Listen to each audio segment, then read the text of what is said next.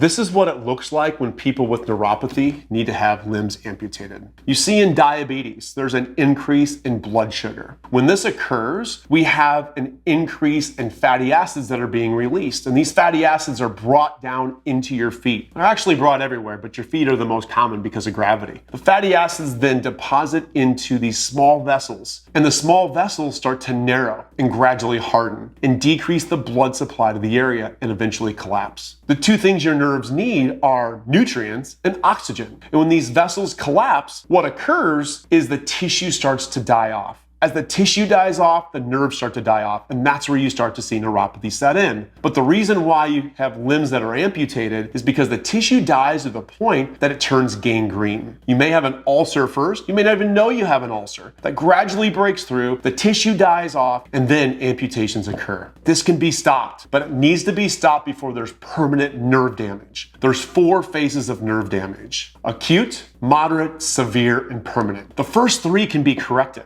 We see it every day in our practice. But if you get to the 4th, unfortunately, it usually leads to what you see below. Our job is to help you get your feet back on the ground.